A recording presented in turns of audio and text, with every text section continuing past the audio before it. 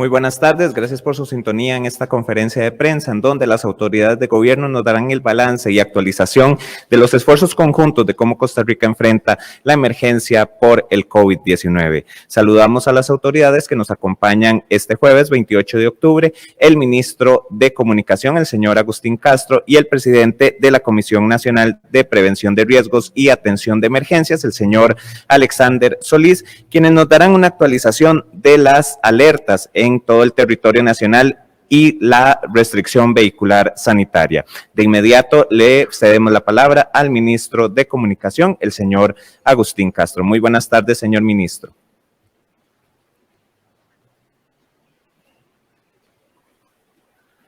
Muy buenas tardes a todas las personas que nos siguen. Muy buenas tardes, don Alexander.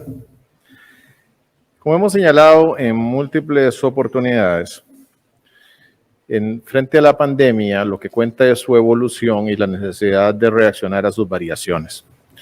En la medida en que tenemos más presión, más casos, más hospitalizaciones, más fallecimientos, tenemos que tomar medidas que son más fuertes, y cuando se logra controlar los niveles de hospitalizaciones, los niveles de fallecimiento, los niveles de contagio, podemos entonces tomar medidas más flexibles. Como señalamos el martes anterior, la semana anterior hubo 4.446 casos registrados. Eso es un 75% menos de casos que los más de 17,000 que hubo 6 semanas atrás. Pero además de la disminución de los contagios, como pueden ver en la filmina que sigue, está una reducción muy importante en el nivel de personas hospitalizadas. De 1.363 que había a mediados de septiembre a 693 que se registraron ayer. Esto es prácticamente una reducción a un 50% en el número de hospitalizados. En la siguiente filmina que podrán estar viendo en sus pantallas, también mostramos cómo la capacidad en UCI se ha ido aflojando. De 497 personas en UCI que había a mediados de septiembre, ayer ya se registraron 296. Ha habido una reducción de más de 200 personas en UCI en 6 semanas.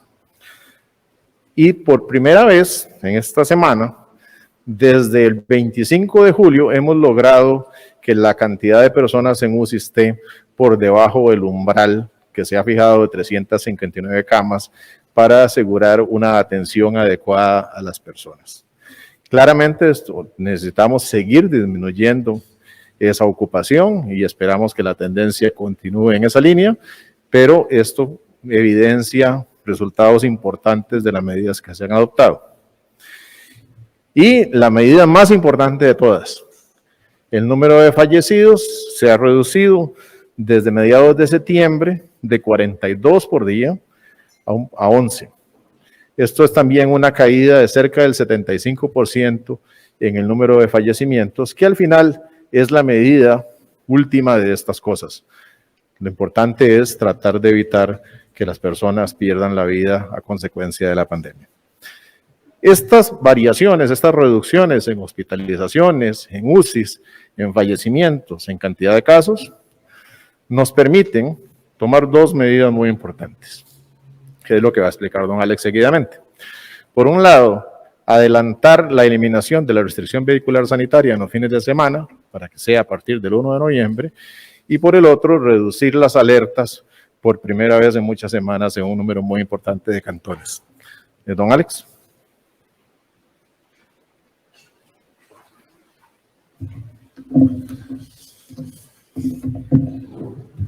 Muy buenas tardes, don Agustín, muchísimas gracias, y también a quienes están acá presentes, muy buenas tardes a las personas que están siguiendo la transmisión.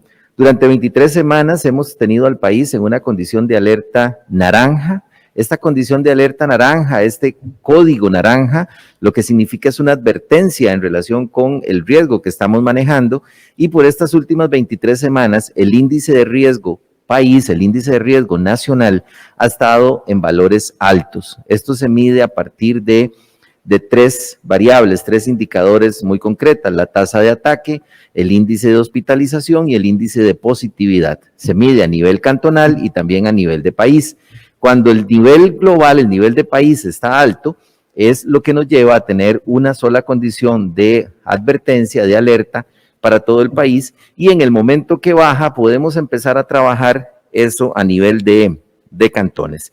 De modo tal que en relación con lo que don Agustín ha mencionado, en esta semana con 4.496 casos, la semana epidemiológica anterior, nos comparamos con algunas semanas, tanto del 2020, por ejemplo, la semana del 9 al 15 de agosto, donde íbamos subiendo, la semana del 17 al 23 de enero del 2021, donde más bien veníamos bajando, y nuevamente en abril andamos por una cantidad similar de casos y de condiciones de alerta.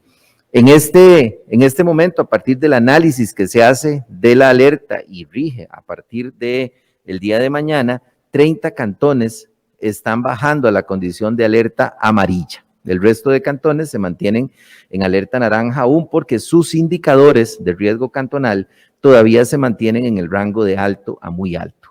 30 cantones estarían bajando. Esos 30 cantones se ubican en 5 provincias y están en el mapa que estamos visualizando, y además estarán disponibles también los cantones específicos en el comunicado de prensa y en la información en redes sociales, así como en el sitio web de la Comisión de Emergencia y también el de alertas de Casa Presidencial. 5 provincias, a excepción de Guanacaste, 5 provincias tienen descenso en por lo menos 1 o 2 de sus cantones. En Guanacaste no tenemos descenso de la alerta en ninguno de los cantones, y eso pues nos lleva entonces a alertar en el sentido de que hay que reforzar esas medidas del Plan Cantonal de Prevención por COVID para lograr bajar esos índices de riesgo cantonal. También, como mencionábamos, este balance entre la condición epidemiológica y las medidas de mitigación tiene que reflejarse en todos los aspectos, tanto cuando subimos las alertas como cuando bajamos esos datos epidemiológicos y esos contagios, tal como lo ha demostrado don Agustín en su participación anterior.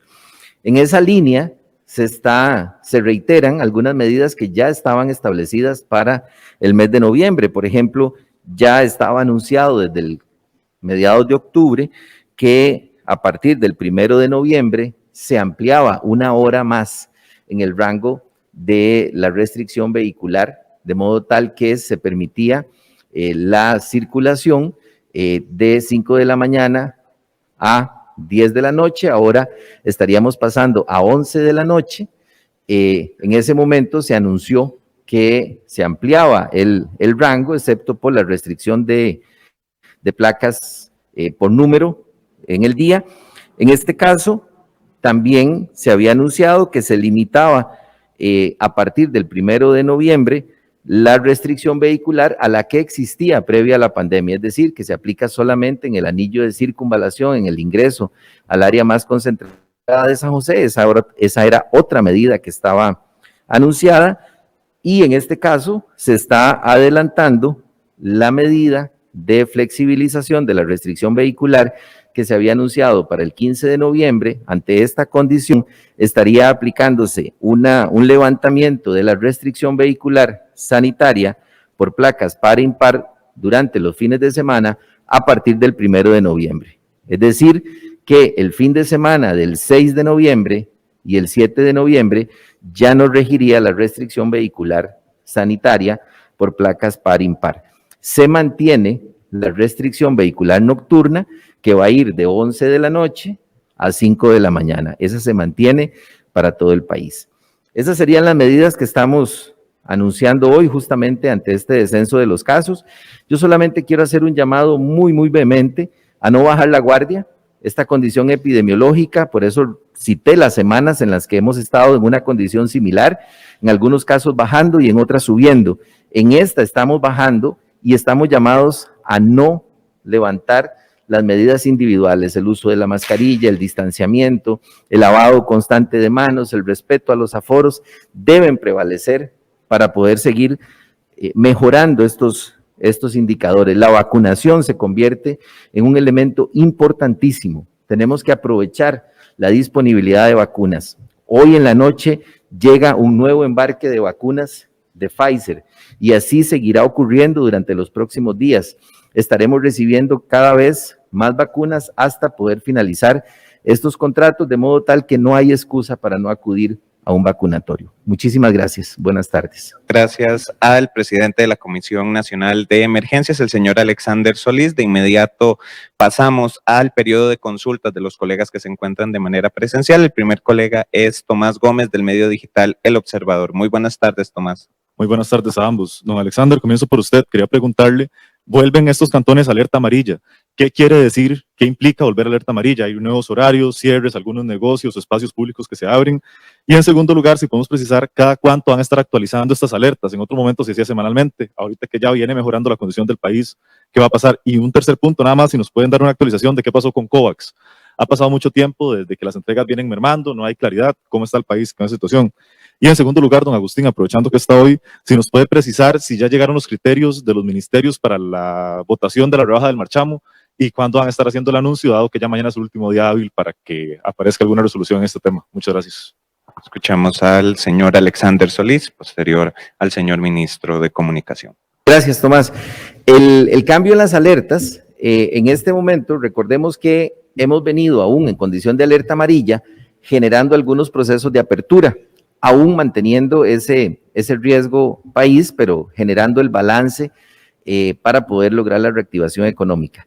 De modo tal que muchas de las medidas que estaban hace algunos meses, incluso durante el 2020, ligadas específicamente a las alertas, en este momento ya no están ligadas a las alertas. La alerta, como lo expliqué al principio, que tiene una codificación de colores, lo que implica hoy día es una advertencia sobre el estado de situación de ese cantón, sobre cómo se están comportando los indicadores, de modo tal que los cantones que se mantienen en condición de alerta naranja todavía están manteniendo indicadores de riesgo altos y por lo tanto hay que reforzar los planes de prevención por COVID. Puede que los planes de prevención por COVID tengan algunas medidas todavía que se pueden aplicar localmente, por ejemplo, la administración de los espacios públicos. Si un cantón está en alerta naranja y no tiene medidas de mitigación para los espacios públicos, de acuerdo con la resolución, deberían de estar con limitación de acceso. Pero eso depende mucho de cómo se organicen cada uno de los municipios para aplicar su plan cantonal por COVID. Nosotros seguimos trabajando con los comités municipales de emergencia, seguimos con nuestros gestores de riesgo y oficiales de enlace apoyando las tareas de los comités municipales de emergencia para que puedan dilucidar cada una de estos temas. En relación con el mecanismo COVAX, pues mantenemos conversaciones permanentes con las autoridades de COVAX. Sí debemos mencionar que tenemos retrasos en las entregas de algunas de las ventanas que ya se han autorizado. Eso es una conversación constante que se tiene desde la Cancillería y las autoridades del Ministerio de Salud para poder tomar algunas medidas contingenciales. El mecanismo COVAX también nos ha mencionado semanas atrás que solicitan a los países que podamos tomar medidas alternativas para poder suplir lo que se había establecido con ellos y de que esta forma no se afecten las estrategias de vacunación de los países. Nosotros estamos analizando varias de esas alternativas para ver cuál de esas podría ser más viable para el país en función del momento epidemiológico que vivimos. Muchas gracias, don Alexander. Escuchamos al ministro de Comunicación, el señor Agustín Castro.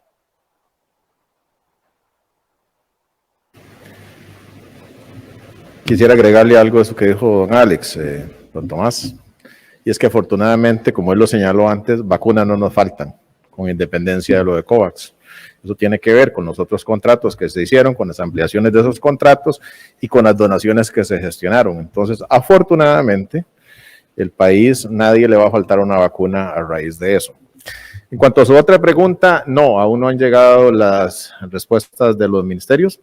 Tenga presente que eso llegó aquí el viernes pasado. El lunes se envió a los ministerios respectivos, que son el Ministerio de Obras Públicas y Transportes y el Ministerio de Hacienda, y estamos esperando su respuesta para tomar las decisiones que correspondan. Nosotros nos hemos comprometido y mantenemos el compromiso de que cuando tengamos algo que informar sobre esto, lo daremos a conocer públicamente. El siguiente colega es don Edgar Fonseca de puroperiodismo.com. Muy buenas tardes, don Edgar. Muy buenas tardes a don Agustín y a don Alexander, y muy buenas tardes a toda la audiencia. Mis primeras preguntas van para usted, don Agustín, en el contexto que ustedes están exponiendo hoy de aflojamiento de una serie de restricciones y alertas.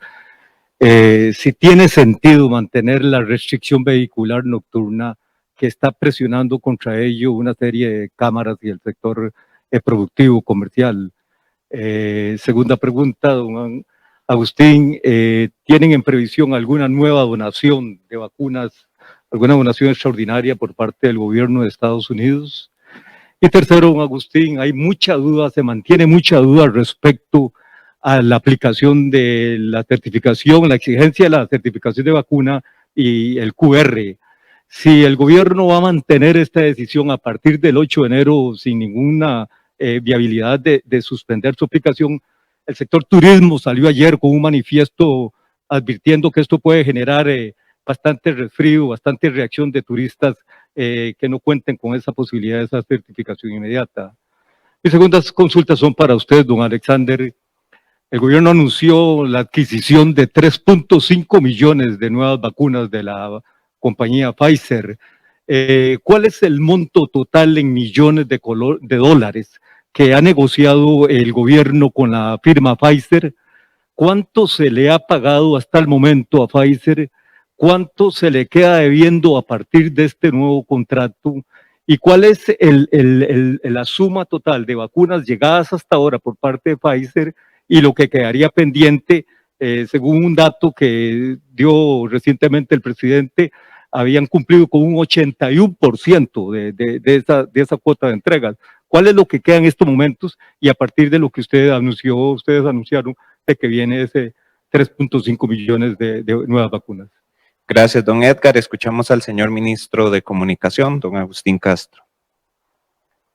Posterior, escuchamos al presidente de la Comisión Nacional de Emergencias. Don Edgar, que haya una reducción en los casos no significa que no hay casos, y que haya una reducción en UCIs y en fallecimientos no significa que todavía, yo señalé, que estamos en 296, pero eso es peligrosamente cerca de la capacidad máxima. La idea es pues, lograr reducir la cantidad de personas en UCI aún más. Recuerde que cuando todo esto empezó, el país tenía 25 UCIs posibles para COVID. Que hayamos ampliado la capacidad y demás no significa que es deseable que haya 300 personas en una cama UCI, porque las personas que llegan a una cama UCI, sus probabilidades de fallecer son muy altas. Entonces tenemos que seguir haciendo el esfuerzo de reducirlas, y en esto hay múltiples estudios que demuestran la importancia de la restricción vehicular sanitaria. De hecho, usted puede comprobar, si usted hace una superposición de cuando hay casos, se toman medidas en ese sentido, los casos empiezan a bajar y eso. Entonces, este es un equilibrio muy complejo, siempre lo hemos señalado, aquí hay un equilibrio entre medidas sanitarias y actividad económica. Pensando en esa actividad económica de la que usted habla, en las últimas semanas se ha elevado en 2 horas la capacidad de circulación. Primero de 9 a 10 y a partir del próximo primero de 10 a 11. Pero además de eso, se reduce a partir del primero el área geográfica de todo el país a solo el anillo de circunvalación de San José. Eso implica una enorme posibilidad de más actividad, de más movimiento y actividad económica y comercial. Ahora bien, actividades productivas a las 11 de la noche. Digamos, creemos que para la mayoría de las actividades productivas como tales, normales, eso es un horario en que la mayoría de los comercios, de hecho, ya a esa hora cierran naturalmente. Entonces, tenemos que tener el cuidado de que se logre mantener los números de hospitalizaciones, los números de casos y los números de UCIs en niveles que sean manejables. Ese es el equilibrio. Y sobre esto hay múltiples estudios del Estado de la Nación, de la Universidad de Costa Rica, hay estudios internacionales, eso está ampliamente demostrado y por lo menos a nivel técnico es una discusión superada. En cuanto, ¿cuál era su otra pregunta? Referido a si ustedes tienen en previsión una nueva donación extraordinaria por parte de Estados Unidos dentro de los... Las donaciones. Don Edgar, la verdad que para ser honestos, Sí, seguimos procurando donaciones. No decimos con quiénes ni nada hasta que no suceda, porque estas al final son gestiones de buena voluntad con países amigos. Pero en ese trabajo estamos siempre pensando en la necesidad de reforzar en lo que puede ser necesario de una tercera dosis para casos y demás. Hacemos nuestro esfuerzo de compra, como al país le consta, pero también gestionamos donaciones que, como dije antes, gracias a que se han logrado fructificar 1 millón de dosis en donaciones, eso nos permitió compensar lo que sucedió con otros contratos que no llegaron a tiempo, etcétera. Entonces, seguimos en esa tarea. Cuando tengamos los resultados de esos esfuerzos con gobiernos amigos, los estaremos comunicando como hemos hecho siempre. Y tercero, en cuanto al tema de la actividad turística y demás, recordemos que originalmente empezaba para todos los comercios el 1 de diciembre. Ya dimos diciembre y una semana de enero de un periodo de transición en que, como se sabe, los establecimientos pueden escoger entre un 50% de capacidad de aforo sin personas mezclados en el sentido de vacunados o no vacunados, sin control de si están vacunados o no, o un 100% vacunados. Esperamos que ese periodo de transición sea suficiente. En todo caso, siempre hemos puesto cuidado a las reacciones de sectores productivos, a sus inquietudes, a sus preocupaciones. Procuramos dialogar con ellos, esclarecer criterios y en ese proceso seguiremos con el sector turismo y con cualquier sector. Una consulta adicional. Señor ministro, con el anuncio del concierto internacional para marzo, ¿queda abierto totalmente la realización de eventos públicos masivos en el país a partir de esa fecha o desde antes? Ahí hay una proyección que está en un documento que el ministro de Salud emite, en el cual señala que estima que para esa fecha, en el nivel de evolución de la pandemia, podremos estar ahí. Pero eso tiene que ver con que las personas se vacunen, eso tiene que ver con que las personas sigan usando mascarilla, manteniendo el distanciamiento, observando los protocolos, y eso es una previsión. Esa autorización está dada a la sujeción a la evolución de la pandemia. Entonces, el llamado es justamente que todos sigamos colaborando, protegiéndonos, vacunándonos y respetando los protocolos para que sea posible la normalización gradual de las actividades. Estas son actividades que en todo caso, cada una se ve una por una. Son actividades que requieren un permiso específico que tiene que ser dado por el Ministerio de Salud y en ese tanto cada quien tiene que llegar ahí a plantearla para ver si es posible dar la autorización. Muchas gracias, don Agustín. Escuchamos a don Alexander Solís. Muchas gracias, don Edgar. Muy buenas tardes. Yo voy a mencionar un punto muy específico también, complementando lo que don Agustín acaba de mencionar. En ese análisis individual y esa autorización individual, donde hay un equipo de trabajo del Ministerio de Salud, del MEI, Cultura, Deportes, todos los que están relacionados con ese tema, también media un elemento muy importante, que es la aplicación del protocolo específico, el aforo que en ese momento permita la condición epidemiológica y la capacidad que tenga el desarrollador para aplicar ese protocolo. Esos elementos son claves y están considerados en esa línea que don Agustín ha mencionado. En relación con su pregunta, la primera de ellas, el monto total para el 2022, donde están 1,5 millones de vacunas para niños, las vacunas pediátricas y el refuerzo para personas adultas mayores y personas con riesgos, personas de factores de riesgo, anda aproximadamente en $52 millones, esos 3,5 millones de dosis que incluyen pues todos los costos vinculados, transporte, logística, etcétera, de acuerdo con los contratos. En la segunda, en específico, según el contrato, nosotros hemos pagado a este momento a la empresa por la que usted consulta $60,921,900, y lo leo para ser específico, y tenemos pendientes de pagar $11,105,640. Eso es lo que corresponde a los pagos. Recordar nada más que los pagos en este contrato están vinculados a las entregas, entonces se paga previo a la entrega de la semana correspondiente, según se emiten las facturas y también las órdenes de pedido por la Caja Costarricense de Seguro Social. En relación con la cantidad de dosis pendientes de entregar y ese avance, nosotros vamos avanzando en tiempo con el contrato de Pfizer según el contrato bilateral. Hemos recibido 4.893, 5 dosis, sin contar las que llegan hoy, y nos quedan pendientes, contando las que llegan hoy en la noche, 1.109.660. En total, el país ha recibido 6.925.385 dosis, que incluyen 998.830 dosis que son correspondientes a las donaciones gestionadas. Muchas gracias, don Alexander. Escuchamos a Giovanni Garita de Diario Extra. Muy buenas tardes. Buenas tardes, don Agustín. Bajo esa proyección que estamos hablando de los eventos, que estamos hablando que para ese concierto ya se vendieron 80,000 entradas en 2 fechas.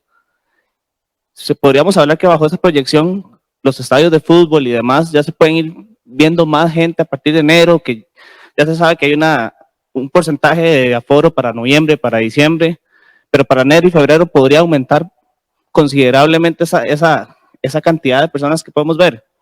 Y para don Alexander, el día que se anunciaron la compra de los 3.5 millones de dosis o de vacunas para niños y para reforzamiento de dosis, el Ministerio de Salud anunció o manifestó que todavía no se había aprobado esa vacunación en los niños de 5 a 11 años.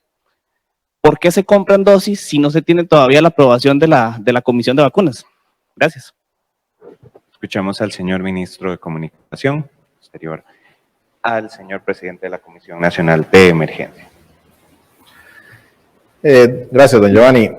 Nosotros hicimos una prospección de medidas que dimos a conocer públicamente que incluía la estimación, la proyección que traíamos para noviembre y diciembre, que es sobre lo que estamos construyendo en este momento. No hemos hecho de enero en adelante.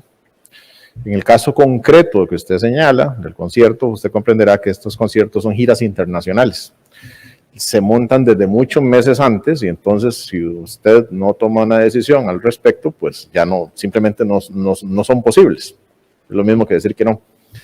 Entonces se hizo una excepción por la característica que hay eso. En cuanto al fútbol, hay un aumento progresivo, hay un 25% y después un 30% de aforo, si lo recuerdo bien. En todo caso están los datos que habíamos dado y ya tendremos que revisar qué es posible hacer y qué no es posible hacer a partir de enero. De nuevo, dependiendo de la evolución de la pandemia, de los niveles de vacunación y en la medida en que la colaboración de todos para poder mantener niveles de contagio y de hospitalización razonables nos permitan una apertura gradual, que ese es el objetivo del gobierno y el deseo del gobierno, porque ninguna medida que se adopta pretende afectar los sectores productivos ni las actividades de ocio ni nada, simplemente son necesidades que hay porque tenemos una capacidad hospitalaria y porque proteger la vida y la salud está primero. Escuchamos a don Alexander. Gracias. Su pregunta yo la voy a responder en 2 aspectos. Uno tiene que ver con el elemento eminentemente de responsabilidad que tenemos para proteger a la mayor cantidad de personas y para salvaguardar, la vida de las y los costarricenses. Ese es el primer elemento para la decisión que tomamos, como usted lo ha mencionado, en atención a el trámite que la empresa está desarrollando con FDA y posteriormente tenga que ver con la autorización en el país.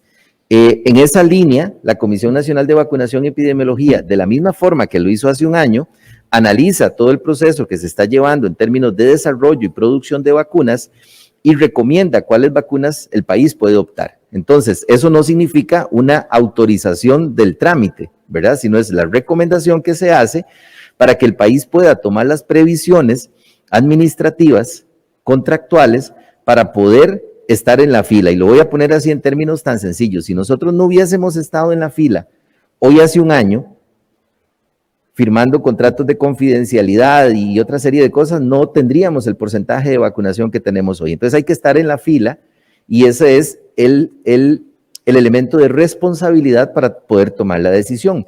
El otro tiene que ver con la formalidad y la legalidad del elemento contractual. ¿verdad? Entonces, hoy día estamos en la fila. Si nosotros no firmamos ese contrato en la fecha que lo tuvimos que firmar y tuvimos que esperarnos hasta casi el último momento porque todavía teníamos que finiquitar muchos de esos temas que le menciono para poder cerrar las brechas que usted ha mencionado. Si nosotros no entramos en esa fila, no hay vacunas para niños menores de 11 años el próximo año, ni tampoco para personas adultas mayores para poder garantizar esa inmunidad mayor. Entonces hay que tomar la decisión para estar en la fila. La segunda tiene que ver con firmar el contrato. El contrato se firma y se firma por una cantidad determinada de dosis. La contingencia, que es muy remota, porque de lo contrario la Comisión de Vacunación y Epidemiología no hubiese recomendado avanzar, pero esa contingencia que es muy remota se solventa con términos del contrato que nos permiten adquirir la cantidad de dosis. Es decir, si por alguna circunstancia remota no se llegara a un nivel de aprobación, nosotros podemos sustituir esas dosis por dosis también para personas adultas mayores o incluso para personas en un rango de edad menor. O sea, recordemos que aquí estamos tomando la previsión de personas mayores de 58 años, pero todavía nos va a quedar una parte de la población que en el 2022 tenemos que resolver para poder seguir avanzando con el programa de vacunación. Todo va a depender del momento y la condición en la que estemos en esa fecha. Don Alexander, si gusta nos quedamos en el podio porque tenemos una consulta de los medios regionales que nos envían vía remota y la realiza Heredia Hoy. Dice la consulta, ¿qué cambios específicos se pueden aplicar a nivel de apertura de comercios y otros en los cantones en alerta amarilla que diferencien a los que están en alerta naranja? Sí, recordemos que los cambios de la apertura gradual y responsable, la apertura responsable y gradual, para que no se malinterprete el término que uso, los cambios que están sujetos a la apertura responsable y gradual de los próximos 2 meses ya, porque ya estamos prácticamente en noviembre, se anunciaron en octubre y eso tiene cambios de aforos, una serie de elementos que están disponibles en la información que se circuló en ese momento y también están disponibles en las páginas de información oficiales. No existe en este momento una diferenciación al bajar cantones a alerta amarilla. No existe desde el nivel central de gobierno una diferenciación de esos cambios de aforos o cambios en las medidas de restricción. La restricción vehicular sanitaria hace ya muchos meses la anunciamos como unificada para todo el país. No hay cambios entre si un cantón está en alerta naranja y otro está en alerta amarilla. No hay cambios en la restricción vehicular ni tampoco en esas medidas. ¿Qué es lo que puede variar? Recordemos que hay temas que son de regulación específica del gobierno local. Entonces, si un gobierno local dentro de su plan de prevención por COVID establece una medida de control sanitario administrativo que le permita bajar sus índices de riesgo, tiene la autonomía para hacerlo. Esto puede ir desde medidas de promoción, de divulgación, de comunicación de riesgo, medidas de concientización a la población o, por ejemplo, medidas como la que hemos mencionado de que si no hay posibilidad de que una comunidad se empodere y administre adecuadamente los protocolos sanitarios en un espacio público, eventualmente el municipio puede tomar la decisión de mantenerlo cerrado hasta que se tenga una organización que le permita controlar su riesgo. Entonces, no hay una diferencia en este momento, pero sí es importante tener ese indicativo de que en esos cantones todavía los indicadores de riesgo cantonal están elevados y por eso es que se mantiene esa condición de advertencia en el código naranja, como lo han dado a llamar. Gracias. Muchas gracias, don Alexander. Muchas gracias a los colegas que participaron de manera presencial y de manera remota en esta conferencia de prensa. Antes de finalizar, les recordamos el sitio presidencia.go.cr/alertas. El sitio está totalmente actualizado con las medidas que se han anunciado previamente en esta conferencia de prensa y las que acaban de anunciar los jerarcas en esta conferencia conferencia. Así que los invitamos a visitar la presidencia.go.cr/inclinada-alertas. Le agradecemos la presencia al señor ministro de Comunicación, el señor Agustín Castro, y al presidente de la Comisión Nacional de Emergencias, el señor Alexander Solís. A ustedes muchas gracias por su sintonía. Muy buenas tardes.